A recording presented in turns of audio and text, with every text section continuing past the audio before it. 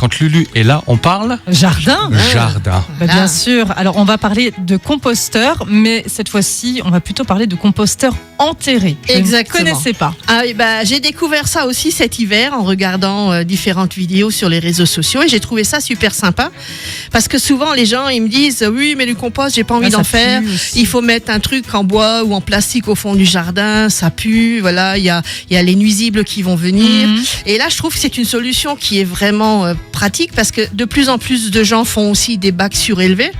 Puisqu'ils ont tous mal au dos, Oui, c'est vrai. une terre qui n'est pas très bonne à travailler, donc les bacs en hauteur c'est une solution. Et justement l'année dernière on avait parlé de ces Oya, les Oya qu'on mettait pour justement ramener de l'humidité dans nos bacs.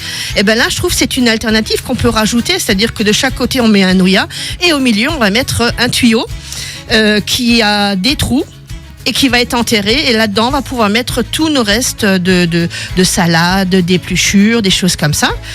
Et on va pas oublier de mettre un petit couvercle comme ça, quand même par-dessus, parce que sinon on va se ramasser tous les nuisibles, tous les escargots et tout ça. Oui, oui. Donc on va prendre, et puis bon, on en trouve dans le commerce tout près, mais bon, tout près tout le monde peut faire. Donc l'idée On aime c'est bien de le faire faire soi-même bien et que sûr. dans 15 oui. jours c'est les vacances scolaires, donc c'est on peut faire quelque chose on va avec les occuper petits nos enfants. ados. Voilà.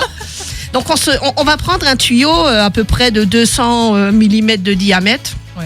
Il en existe des gris, des oranges, on peut le peindre, on peut faire ce qu'on veut.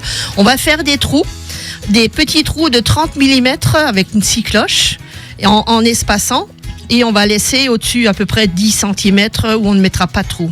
On va faire un trou dans notre bac, on va enfoncer ce tuyau et on va le fermer et on va le nourrir. Donc on va mettre nos restes de manger, donc pas de viande, mais on va mettre tout ce qui est épluchures, salade, des choses comme ça. Et donc ça va apporter de la matière organique à nos bacs.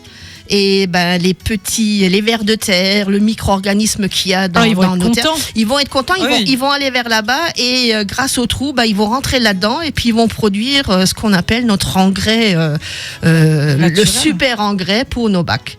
Alors c'est quelque chose qui coûte pas cher, c'est une expérience qu'on peut faire.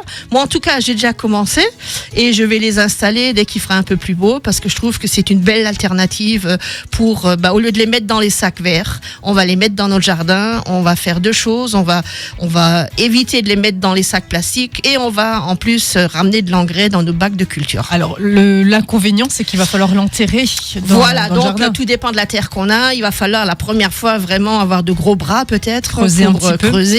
Ce qu'il y a aussi, c'est qu'il faut faire attention si vraiment il pleut beaucoup, ça va un peu être trop humide, il y a de l'eau qui va rentrer, peut-être boucher les trous, mais c'est quelque chose, moi je trouve qu'à 90% c'est quelque chose de très très très positif. Écoute, c'est à tester. C'est à tester et puis je vous dirai ça à la fin de l'année. Merci Maloulouis, tu fais des expériences pour nous finalement. J'aime bien ça. Oui.